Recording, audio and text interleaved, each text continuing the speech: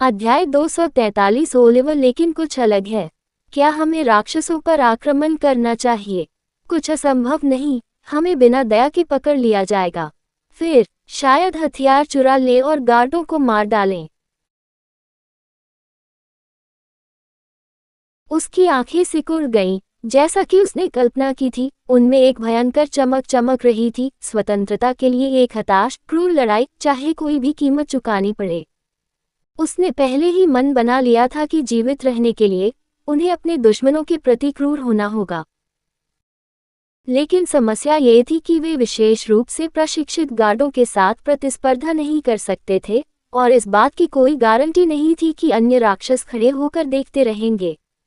वह नहीं जानती थी कि ऐसी स्थिति में क्या करना चाहिए।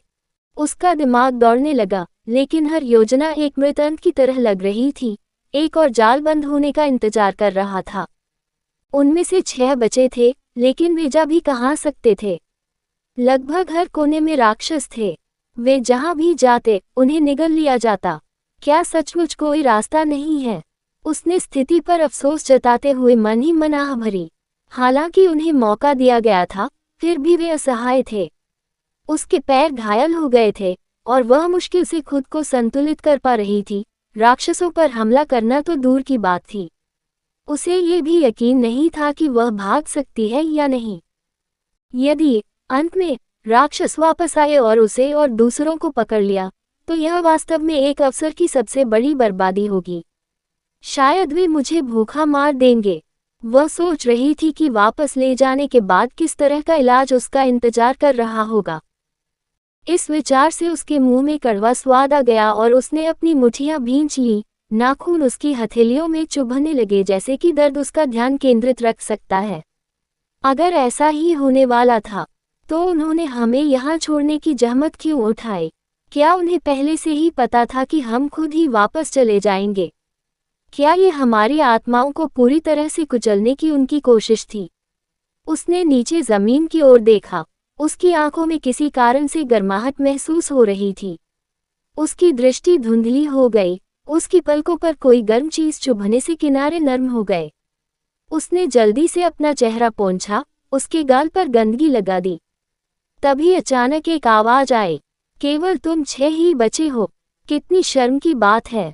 शहर के शांत चौराहे पर एक चुंबकीय आवाज गूंज उठी, जिसने तुरंत उन सभी 6 लोगों का ध्यान आकर्षित कर लिया। अंधेरे को देखते हुए लड़की का सिर चकरा गया, उसका दिल तेजी से धड़कने लगा। उसने ऊपर देखा और उसे अपने से थोड़ा लंबा एक व्यक्ति दिखाई दिया, जो गहरे रंग का वस्त्र पहने हुए था। हुड के नीचे से दिखाई देने वाली गहरी नीली आंखें उन्हें गौर से देख रही थीं।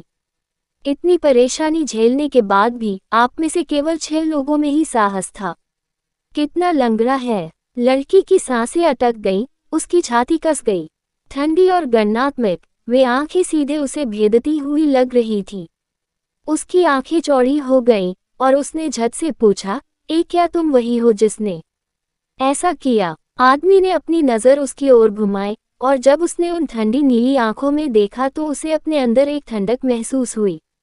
वास्तव में, यदि आप इसी का जिक्र कर रहे हैं। उसने सिर हिलाया। आह! लड़की का चेहरा उदास हो गया। विस्मय और डर का मिश्रण उस पर हावी हो गया और एक पल के लिए वह अपने घुटनों के दर्द को भूल गई, उस निराशा को भूल गई जिसने कुछ क्षण पहले उस पर दबाव डाला था। रुको, तुम अभी क्यों आए? बाकी सभी राक्षसों के पास वापस चले गए हैं। हम उन्हें कैसे वापस लाएंगे? शेष 6 दासों में से एक ने सदमे से कहा। उन्हें वापस लाओ, उस आदमी ने असमंजस में पूछा। किसने कहा कि?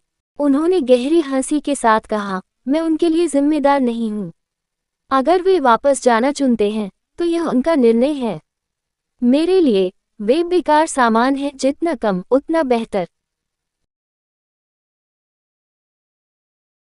उसकी आवाज में एक अलग मनोरंजन था, जैसे कि जो लोग लौट आए हैं उनका जीवन उसके लिए फेंके गए कूड़ेदान से ज्यादा कुछ नहीं है। आप क्या कह रहे हैं? क्या आप मानवता के सुदृढ़ीकरण का हिस्सा नहीं हैं? सुदृढ़ीकरण? ऐसा ही कुछ था, हाँ, लेकिन मैं इसका हिस्सा नहीं हूँ। मैं एक अकेला यात्री हूँ। समझाते समय उसने अपना सिर थोड़ा झुका लिया। लेकिन तुम ऐसा कैसे कर सकते हो? क्या तुम इंसान नहीं हो? सब लोग, इसे रोको। लड़की ने दूसरों को बीच में रोकते हुए जोर से कहा। उसकी आवाज कांप गई, लेकिन उसकी आंखें स्थिर थीं। आभारी रहे कि यह व्यक्ति हमें बचाने आया। जो लोग चले गए हैं वे पहले ही राक्षसों द्वारा भ्रष्ट हो चुके हैं। उन्हें साथ ले जाने से केवल उसकी जिम्मेदारियां बढ़ेंगी। वह दृढ़ता से बोली, उस पर हमारी मदद करने का कोई दायित्व नहीं है। वह हमें इस जगह पर अकेला छोड़ सकता है। क्या आप राक्षसों के खिलाफ लड़ने और जीवित रहने के लिए पर्याप्त आश्वस्त हैं? अभी हमें एक साथ रहना चाहिए और उसने हमारे लिए जो योजना बनाई है उसका पालन करना चाहिए। उस आदमी ने भौहें ऊपर उठाई, हालांकि उसकी अभिव्यक्ति लबादे के नीचे छिपी रही। आंतरिक रूप से उसने उसे दिलचस्पी से देखा, ये देखते हुए कि वह समूह में सबसे छोटी थी और फिर भी उसमें इतना साहस था। उसकी आंखों में देखते हुए उसे उसके भीतर प्रबल भावना का एहसास हुआ। वह अभी तक राक्षसों द्वारा नहीं तोड़ी गई थी। तुम्हारा नाम क्या है? उसने पूछा। मेरा कोई नाम नहीं है, वह हकलाते हुए बोली। उसके गाल शर्म और अवज्ञा के मिश्रण से लाल हो रहे थे। फिर भूल जाओ, तुम सब जो भागना चाहते हो, मेरे पीछे आओ। मेरा मानना है कि तुम सब ने अपना मन बना लिया है न? वह घूमा। ठंडी हवा में उसका लबादा थोड़ा लहरा रहा था और उसने आगे कहा, बेशक आप में से जो लोग डरते हैं वे परेशान न हों। मैं आपकी ज्यादा रक्षा नहीं करूंगा, आप अपने दम पर रहेंगे। इसलिए यदि आप जोखिम उठाने को तैयार हैं तो मेरा अनुसरण करें। इसके साथ वह निकटतम गली में प्रवेश कर गया और उनके पीछे आने का इंतजार करने लगा। हमें ये करना ही होगा।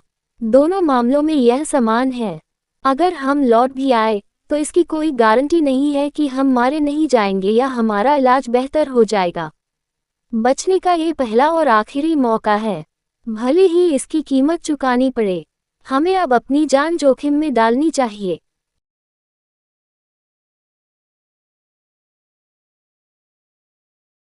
काले बालों वाली लड़की कांपते हुए उठी।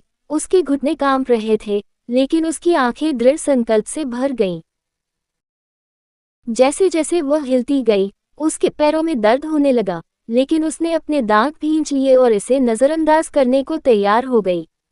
मैं उसका अनुसरण करूंगा, बाकी आप पर निर्भर है। मैं केवल इतना ही मना सकता हूँ। हम इंसान हैं और जब भी संभव हो हमें सहयोग करना चाहिए।